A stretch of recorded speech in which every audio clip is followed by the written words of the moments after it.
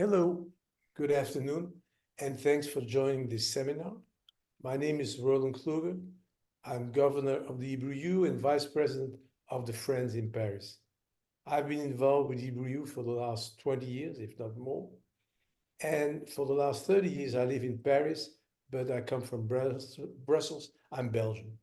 In fact, I was born in France during the war, where our family was hidden for 2 years in a small village called Villeneuve-de-Berg, somewhere in the mountains in France. My personal relationship with the Holocaust is that on one end, my father's family, coming from Antwerp, were hidden and went through the war in that little village where I was born. Unfortunately, on my mother's side, they were from Poland and lived in Poland, and they've all been destroyed. So I never met them, grandparents, aunts, etc. I visited Auschwitz with the CRIF some years back. And on this day, in fact, if we look at the agenda, we are now 160 days into that war, starting on October 7th. Agenda have their own life. On Friday, last Friday, there was an important event taking place in the La Haye in Holland about the first decision from the court. And it was indeed quite something to see Israel, Jews, accused of genocide. I would say it's quite a snapshot to history. You might have read the book of Philip Sander about the birth and how the word and the concept genocide came up during the war. And after that important court decision, the next day, we had the Holocaust Remembrance Day. Just to say a little word about France, in France today, on the national channel, they are putting on air on prime time Shoah, the film from Lanzmann, and it's a film which is on for 9 hours. So they will air it from starting at 9 p.m. till the end, which is like 3 or 4 o'clock in the morning. And France 2 is one of the top stations like NBC, CBS, etc. And one last word is about what's happening also in France about anti-Semitism, which after October 7 went up like 1,000%, which is a lot. And it's a real problem, even more than it was in the past. Let me now go over to the campaign. You're all aware of We Are One.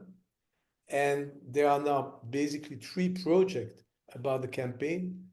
The first one, we already have had a wonderful and interesting seminar about traumatic stress and recovery. And the French friends will certainly focus on that seminar, on that situation, to raise and fundraising. The second theme covers children and their mental health, which is also of great interest. And the third about Jews and Arabs at the Hebrew U. Let me now say a couple of words about Professor Halbertal. He's John and Gola Cohen Professor of Jewish Thought and Philosophy at Hebrew University. He is Gruss Professor at New York Law School and a member of Israel National Academy for Science and Humanities.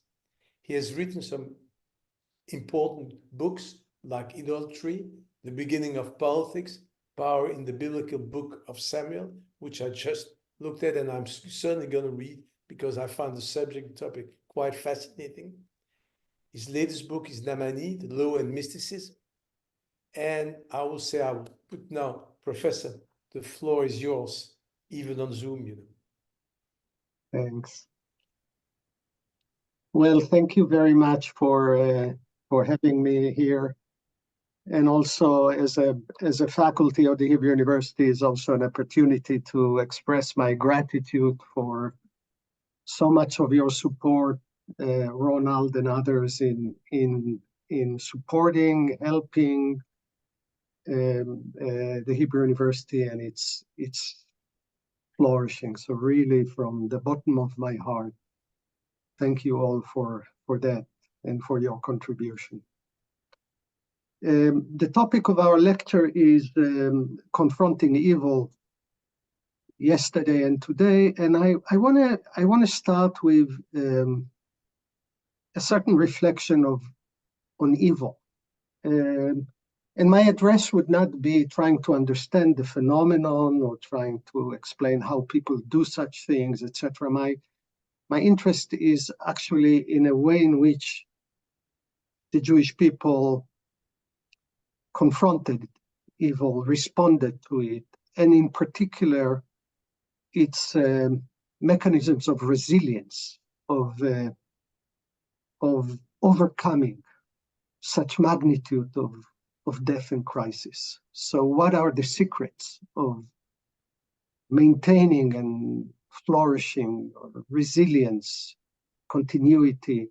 What can we learn from post-Holocaust and maybe during the Holocaust? And also what can we learn about contemporary crisis that we're facing?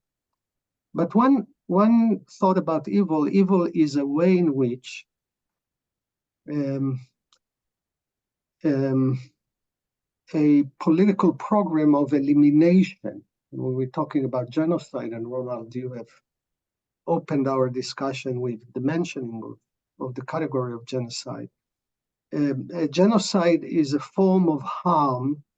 Nations harm one another, nations wrong one another, nations behave bad to one another in many ways, crimes are performed. But when we talk about evil, it has a form, one way of looking at evil, it has a form of eliminating the other in its totality.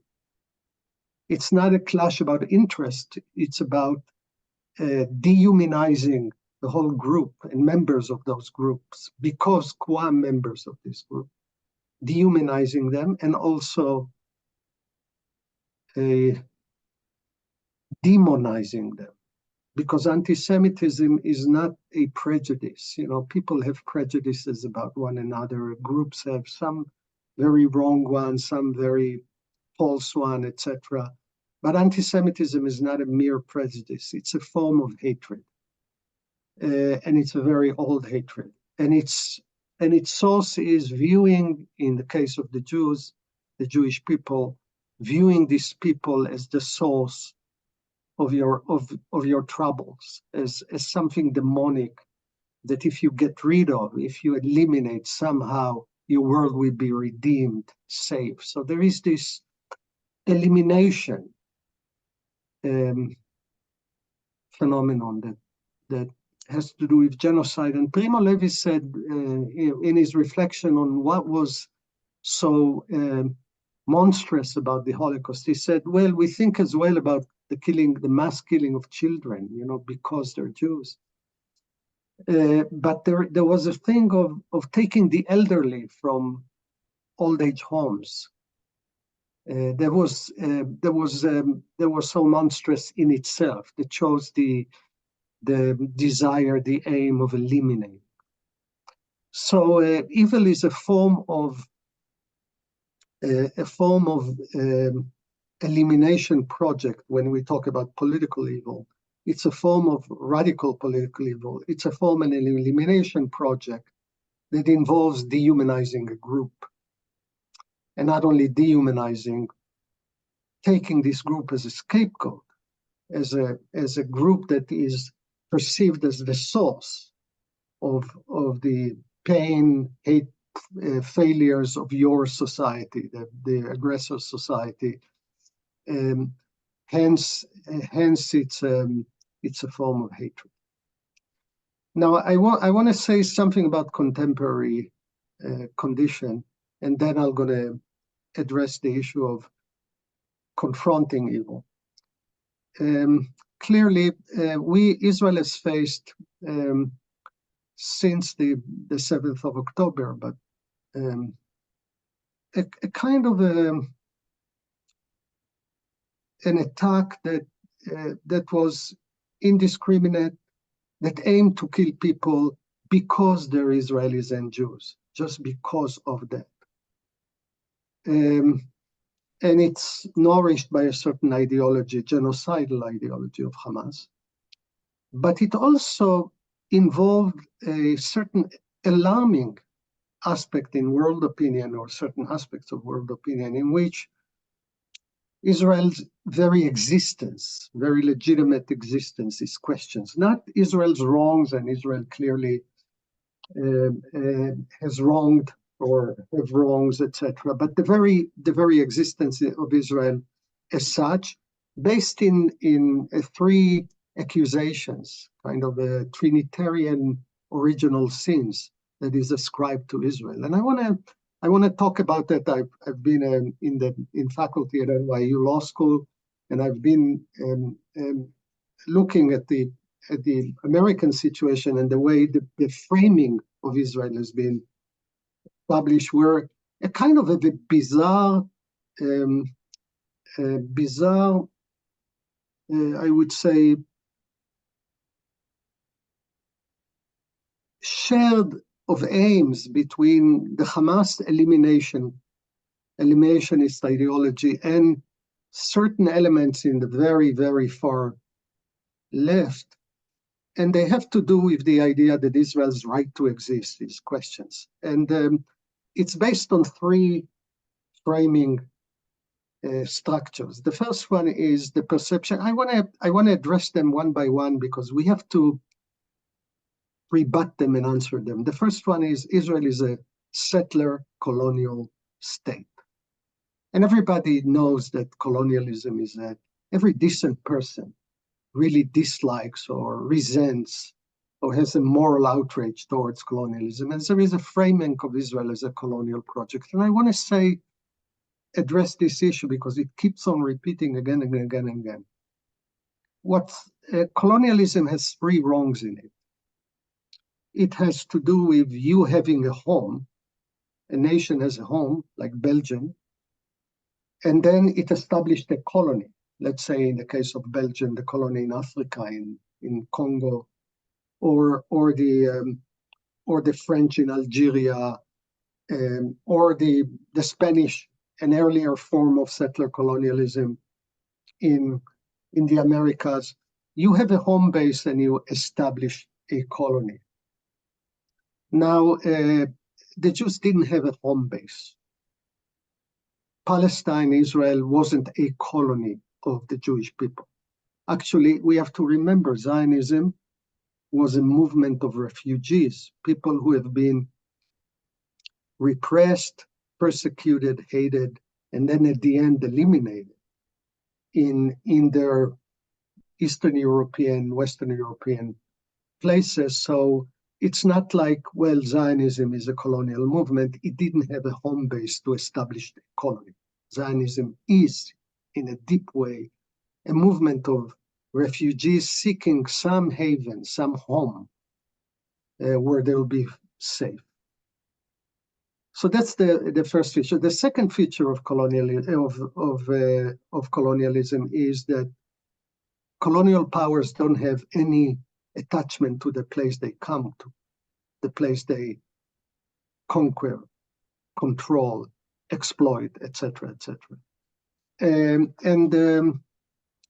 Again, in the case of Belgium and Congo, or the case of other colonial powers, they didn't have any attachment. Well, Jews had an ongoing attachment to the land, to the Holy Land, to the land of Israel.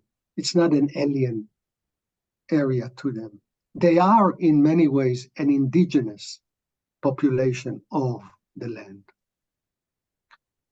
The third wrong in colonialism is that colonial powers extract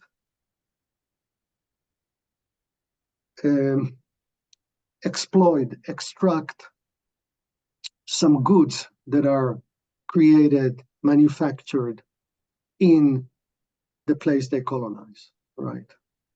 Now, there wasn't much extraction and exploitation in Palestine. It wasn't about taking the goods of this land and shipping them to the home base or to the settling community as such.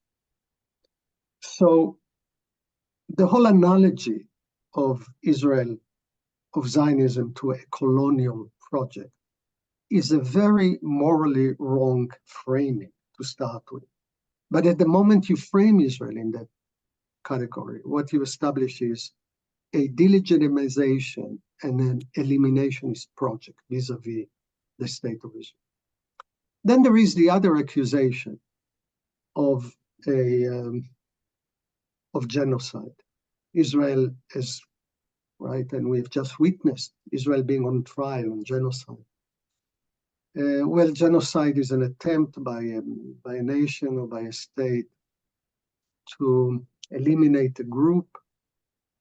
And I remember I was in NYU when I was there at the fall. I went to a few demonstrations just to see the kind of anti-Israel demonstrations, and I saw a sign on Israel performing an ongoing genocide. And I asked the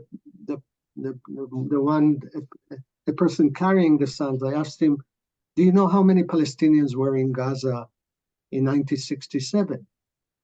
He didn't know because they're not that informed. I said 350,000 Palestinians were in Gaza in 1967. I asked him, do you know how many Palestinians are in Gaza now? He said, I don't know. I said, there are 2.3 million.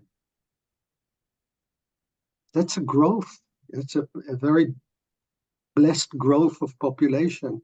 This has nothing to do with genocide. I mean, go ask the Armenians in Anatolia what is genocide, or if this was genocide I think if I take a Jewish community in Europe at the Holocaust of the same size, let's say the Hungarian Budapest community, there should have been now 6 million Jews in Hungary.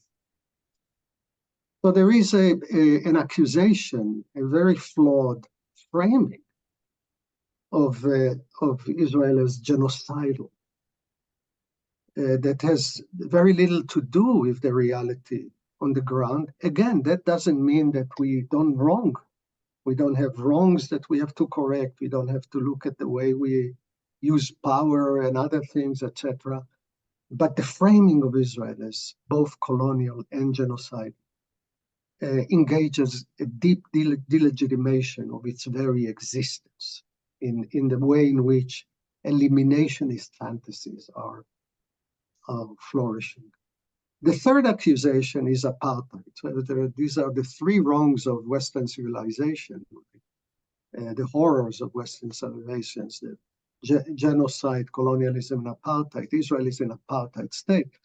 Well, apartheid means this is a racial conflict, but anybody who understands the conflict in Israel, it's not a racial conflict. It's a national conflict. And within the Green Line, the Arab citizens of Israel are integrated, are part of the society. At the Hebrew University, we have a wonderful group of Arab Palestinian students in hospitals, at the court, in the Knesset.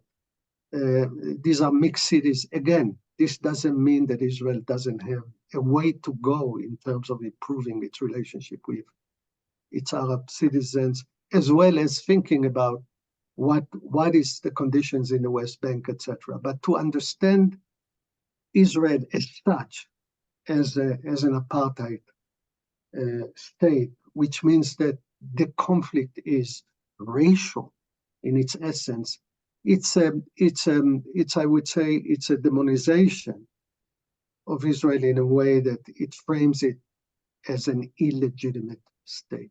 We have to understand that this is what's going on in certain elements, in certain aspects. Not all of criticism of Israel is of that nature, but that very framing coalesces with this idea of uprooting, of delegitimizing the very right of self-determination of a nation within its history. So I wanted to mention that by way of understanding where we are in terms of framing the conflict, what are the questions that emerges within it, and in what way there is a kind of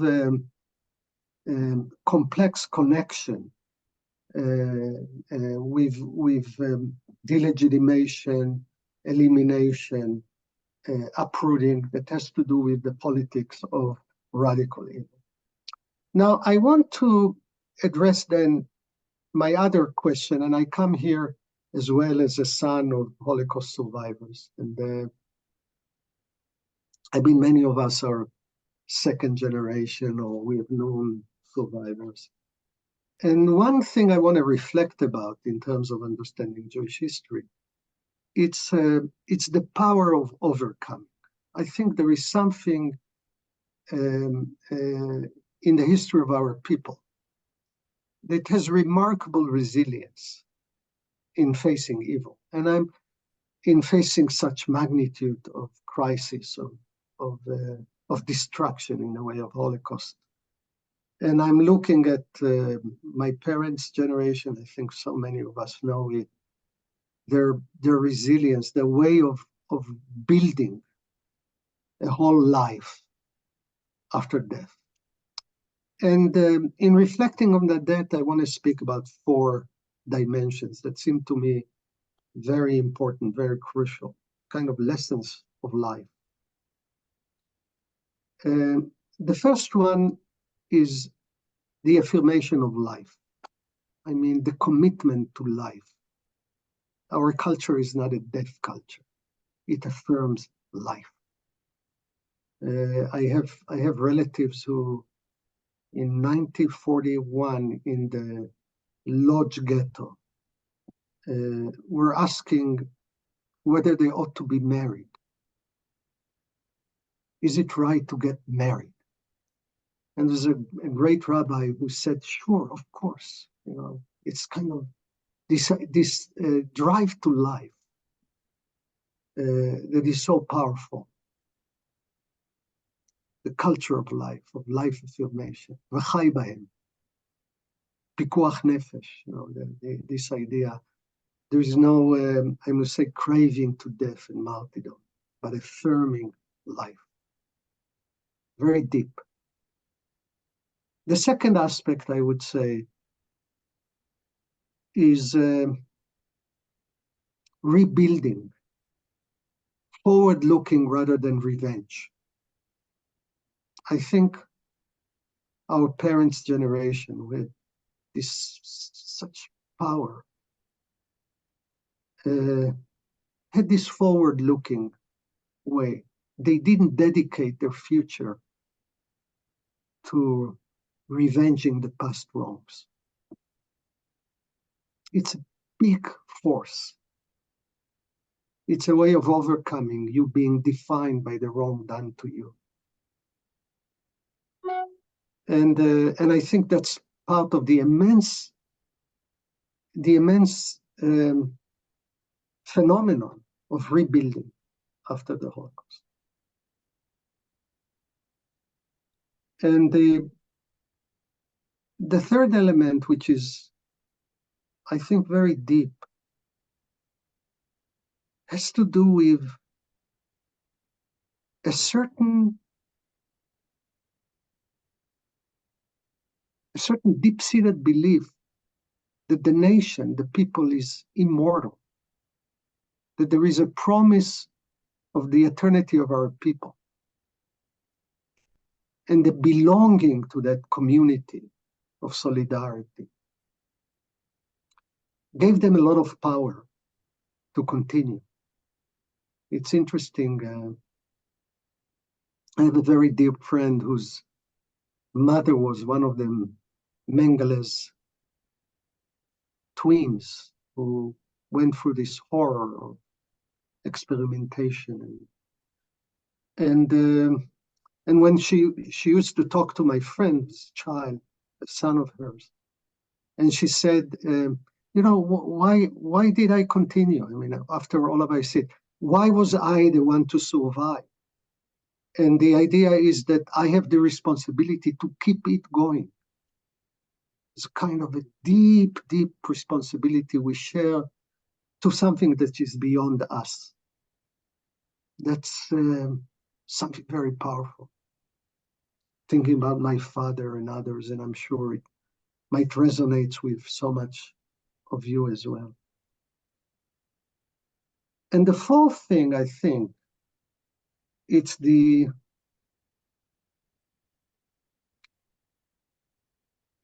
power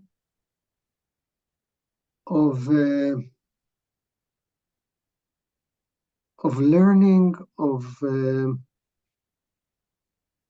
of the capacity to survive beyond the actual conditions that define you through a spiritual anchor of Torah, of text, of culture, that value world that makes us transcend the condition of the here and now. It's very deep. And when I think not only on resistance after the Holocaust, this whole life affirmation, but during the Holocaust, there was something personal when I asked my father, how did you endure all that? How did you come out of it? And he says to me something I wish I would raise to that quality of character, but I think it talks to many of us. He says, you know, Moshe, every place I was, there was someone in a worse condition than me. Wherever we were. And I tried to help that person, and that's what kept me going. And when I think about this, what is that secret? Because during the Holocaust, people were put in conditions of dehumanization. And part of being dehumanized is that your sole aim is your survival, your personal survival. You're reduced to a survival animal. And by transcending your survival, your mere survival, through act of giving, it has such power. You know, I talk to survivors, and unfortunately, we are of a generation that the survivors are not going to be among us for a long time. And many of them say, I survived because I cared for my sister. I survived because I cared for that person and the other person. It has a confronting dehumanization through the capacity to transcend your condition through giving at that moment. And there were other forms of resisting dehumanization. I'm thinking about in the Vilna ghetto, where the persistence of maintaining the Strashon library through the war, the library, bringing kids to read. There is more heroism in that than heroism in battlefield. I mean, it's so powerful. And I think about the people in the ghetto of Warsaw the historians in the ghetto of Warsaw who had the project of Oynek Shabbos, where they recorded the history of the ghetto and hide it within barrels and buried them. And this idea of recording for the future that they had, this idea of there is a future, there will be a future. We're going to bear witness to a future. This is so, I would say,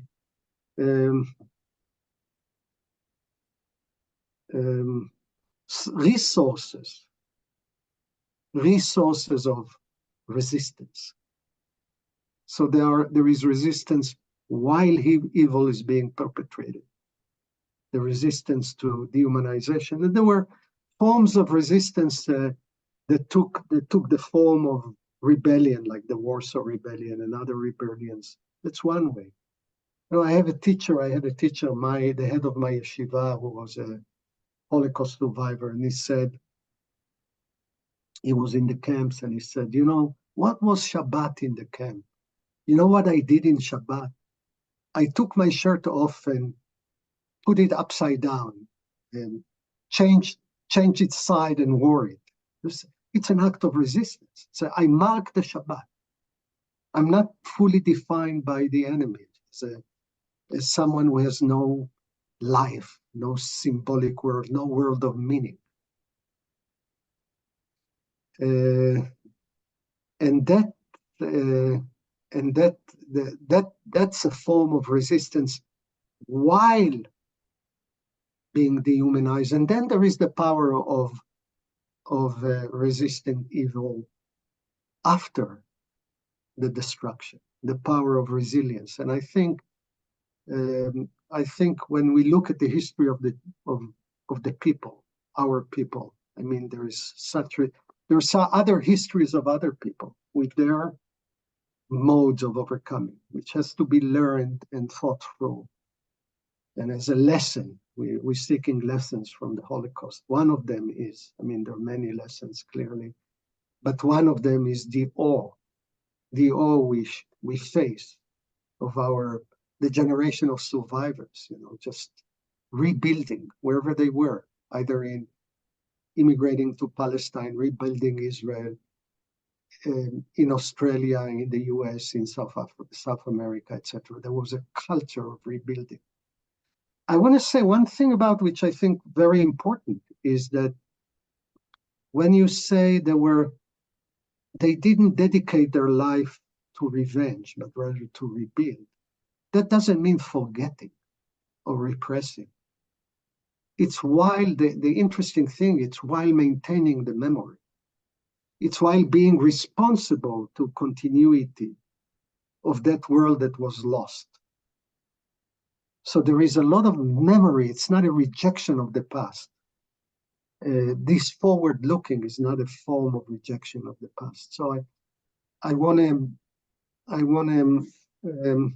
would say celebrate, if that word can be used. I mean, celebrate the power of resilience, overcoming in this that involves both while being a victim of such evil and after the destruction. And what I mentioned, what I think, maybe just to begin thinking about it, those four elements. And I want to say, I mean, we're facing a crisis today, which is very different, clearly, because among other things, unlike the Holocaust, the people have resources, some resources of defining their future, taking charge of their future. And clearly there is a challenge, and I mean, I'm gonna finish in 5 minutes so we can have also a conversation and questions and answers. But saying forward looking, Israel and world Jewry is facing a major crisis. And what are the lessons that we can learn from this mode of confronting crisis, seeing hope? And in some ways, a lot of it is really about using those gifts that we were given in some ways by our parents' generation and of self-reliance, using them prudently, and keeping our values while engaging in that, because at the end, the source of the power to confront crisis, the power to confront Holocaust, destructions, etc., has to do with the capacity to lean back into deep values of both personal and collective, communal, that have to do with that. And I look at Jewish history on the whole. It's interesting. When you look at, let's say, you take the communities that were expelled from Spain in 1492 after the Spanish Inquisition, that, by the way, had this evil element, not genocidal in the same way, but this idea that Spain has to be cleaned completely from Jewish presence. And they come, these are broken people. These are people who have, their families were broken, everything they had was left, they were refugees. And they come to the Ottoman Empire.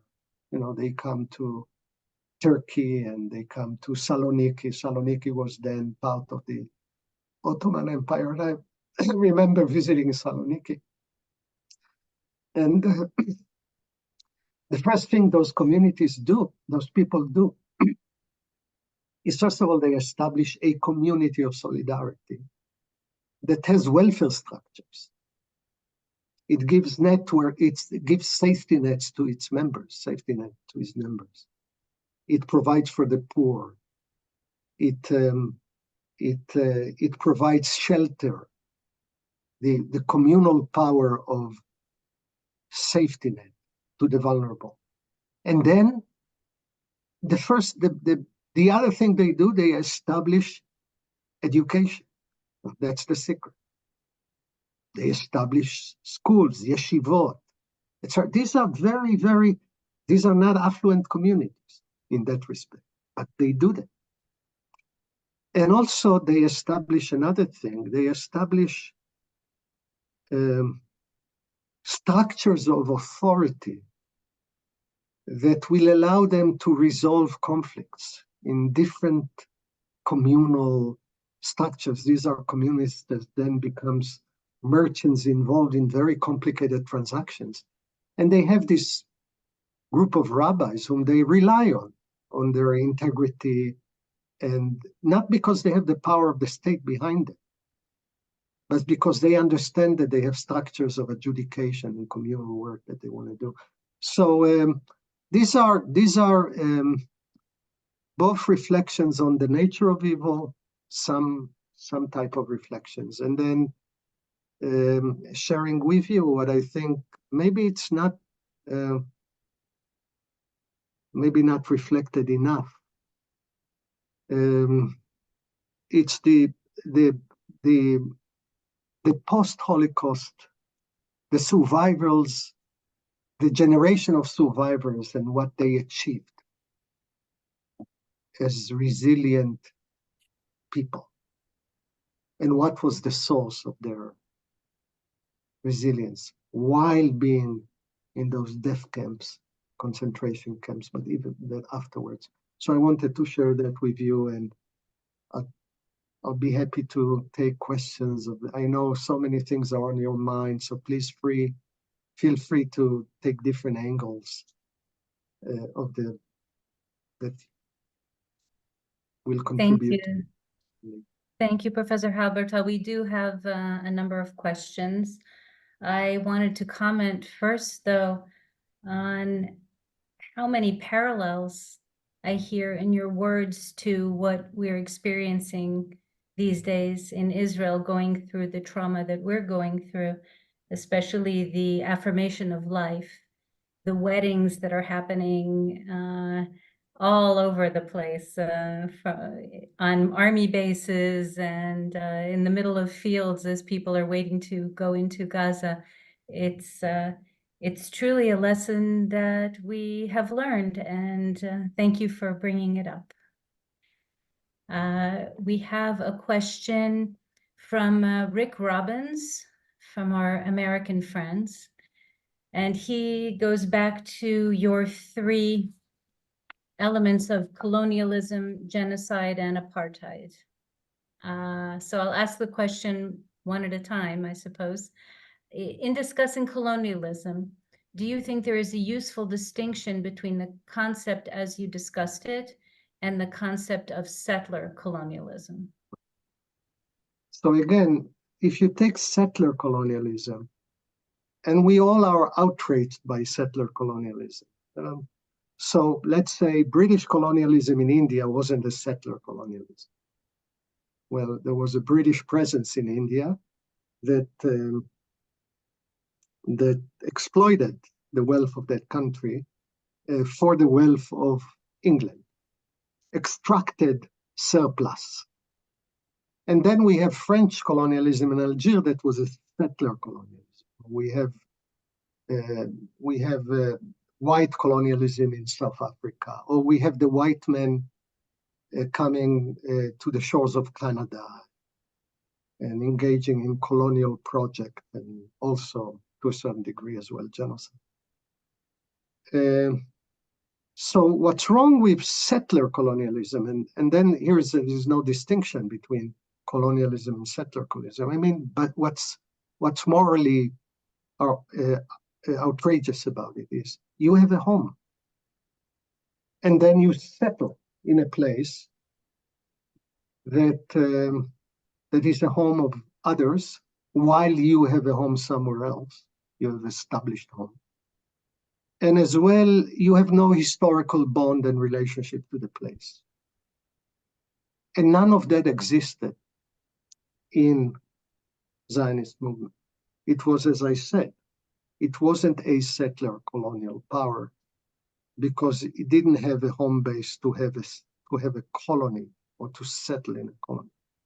Now, again, by the way, that doesn't mean that there weren't moral dilemmas, moral wrongs as well involved in our assertion of self-determination, independence in the state of Israel. We have been in conflict with the Palestinians, and clearly we have to think about the past in an honest way, etc. But it's not about settler. I want to say one thing. If you look at the history of Zionism, Zionism managed to save around 300,000, 400,000 Jews from the beginning of the 20th century till 1938, because it was a movement of refugees. And by the way, the conflict was all over about immigration. What the Zionist movement wanted in the first place is to let us open the doors so we can have a home, given that we don't have a home. Jews came to their land from exile, not from having another home. Again, I'm saying, and this is very carefully, I want to express it and stress it. I'm talking not about, and we can have different political and moral outlooks on the conflict, and clearly everyone has his own views, etc. I think that we have to look at our past seriously and think about the ways, the wrongs that we have done, and I mean, there is a complex history, etc. But to framing within colonial framing, that means demonizing it as something that every decent person has to oppose, because every decent person seriously has to oppose colonialism and sort of the white man, etc., landing on the shores of Canada and other things, etc., or the Americans. And that's what I want to stress. It could be settler, it could be non-settler, but it always had those features that makes it so morally abhorrent. I will just turn to the issue of apartheid because I got two questions on apartheid, and both of them dealing less with the international recognized boundaries of Israel and Arab citizens of Israel, but more the areas that have been controlled by Israel for the past 60 years. And how do we address the accusation of apartheid when we're talking about those populations? Well, this is a very good question. Again, me being in the Israeli center left or etc., I clearly think that, and I know there are many views or different views, etc., right, among us, among different people. I think that the only way that we will legitimately claim self-determination, national self-determination, and the Jewish state is by allowing and the flourishing of Palestinian self-determination next to us.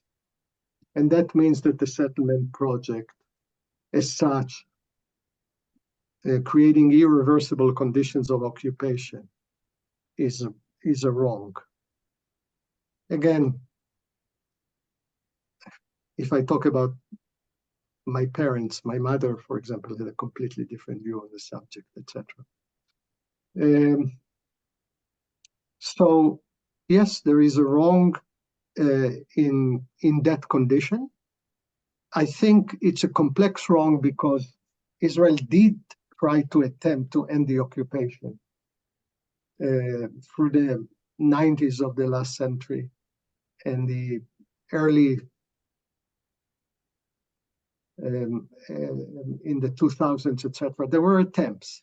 And for that, you need a partner, and it's not clear to what degree there is a willing partner there, etc., etc. But we have to do our own effort to create the trust and partnership, etc. So clearly, this is something that we're going to have to heal.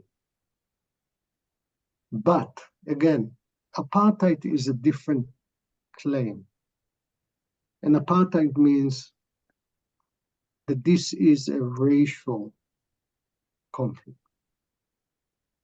I just want to say, by the way, many of the Jews are so-called brown Jews, and they're Arab, coming from Arab countries, etc. By the way, interestingly enough, ethnically cleansed from their home-based, and they are in Israel. It's not a white versus brown. It's not a racial conflict in its nature. And if it was a racial conflict, then the 67 border wouldn't make sense, because actually race doesn't have borders, doesn't have boundaries. Now again, I would love to. These are my political convictions. This is etc. I would love to think about ways in which Palestinian right to self-determination will be affirmed, that the occupation will be ended, that and then other forms of ways in which occupation corrupts a society. So I have a lot of criticism, but I think framing it within the apartheid category is not a useful category. It's not. It also doesn't resonate with the experience of what apartheid is and what Israel is. Mm-hmm. So that would be my answer to a very, very good and complex question. Thank you, Moshe. I want to give the floor to Roland, who has a question as well. Roland, feel free to just jump in. Thank you. Well, I wasn't going as far as the apartheid. My question was really, if you look at it on a long period, is to find out that all of a sudden the Jews in Israel are in a different scenario. All what you have explained about the history was always, and we can say that living in diaspora, we can see the result of, in France, anti-Semitism, with all that. All of a sudden, because you are a country, Israel is, the Jews are the majority. It's a different ball game. And why does it change? I'm not going as far as that, but on the long run, it changed people, it changed the way you look at things. And and then it may end up with a different situation with people in Israel, the Jews in Israel and the diaspora, because the problems are not the same anymore. And you look at it. And I think that is how you make up for it. I don't know. But that to me is on a long-term basis, a big concern. Right. So yes, we are in a different political world, right? And Jews are the majority in Israel. And by the way, we know how to be minority. We have to still learn how to be a majority. Yes, that's what you said much better than that. That was my question. How do you learn that? And we do. And by the way, apropos the Holocaust memory, it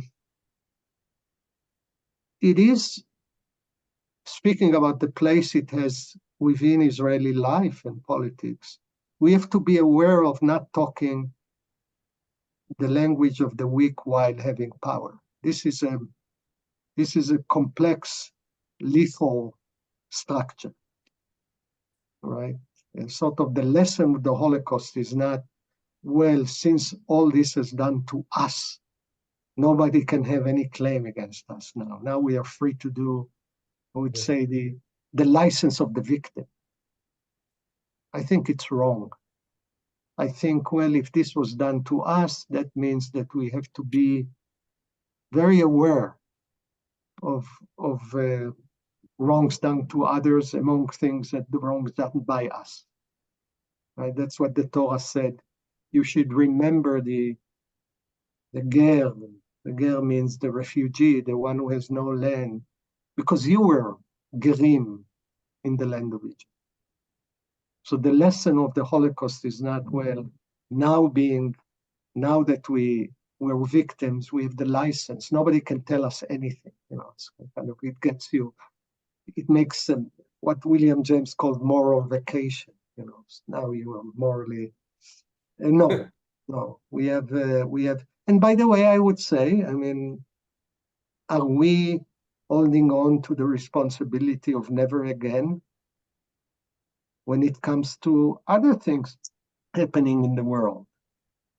As a state, as a country, right? Are we taking in refugees of situations of horrible states, given our own experience of trying to find place? These are challenges. Clearly, there are many things to ask, and I would say that the perversion of the Holocaust memory will be using that memory as a form of license. I want to say one thing about relations of majority, minority, etc. We have to remember we're seeking solidarity, right? We're looking for a Jewish solidarity as a whole. And part of that means that Israel, in its action, is responsible for diaspora Jews. When it acts in the world, it has to take into account the state of the implications, the state of world Jews, etc., etc. When it actually legitimately calls world Jews to share in solidarity with its own fate, because we are one people. But if we are one people, then, one anecdote that I'm thinking about, if there was a case here that the deputy minister of the foreign minister kind of humiliated the Turkish ambassador. Well, if he does that, he has to remember that there is a Jewish community in Istanbul. It's part of the obligation of Israel as a Jewish state to take this into account, clearly. In the way, again, that we call for, expect, rightfully, a general solidarity of the people. And I think part of our resilience has to do with that sense of solidarity through the generation. Thank you. Thank you. We have two questions dealing with the Holocaust. One from Mark Miller asking if there are lessons we can draw upon from the Holocaust toward achieving peace between Jews and Palestinians. And Carl Rower asks if you could comment on the role of faith or belief in God in the Holocaust. And I don't know if they're connected, but I leave that to you, Professor. Yeah, I think, well, I'm starting with the second question. Clearly, faith is a resource of transcending your condition, right? You say, well, there is something I can lean on, right? Something above me, a promise, a hope. Though the Holocaust itself was a real challenge to faith in many different ways, and it's a complex relationship.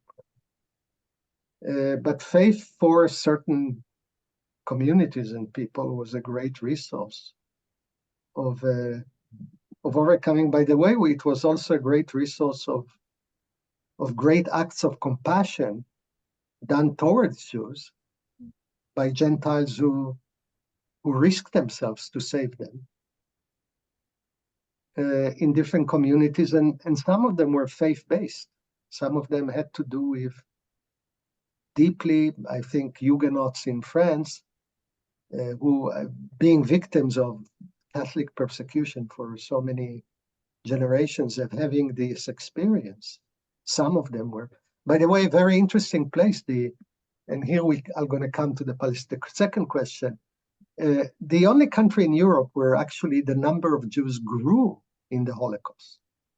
There were more Jews in that place, in that country, in 1945 than in 1939. That's a miracle. I mean, given the disaster, it was Albania. And when you look at the Albanian story, and you ask yourself, how did that happen?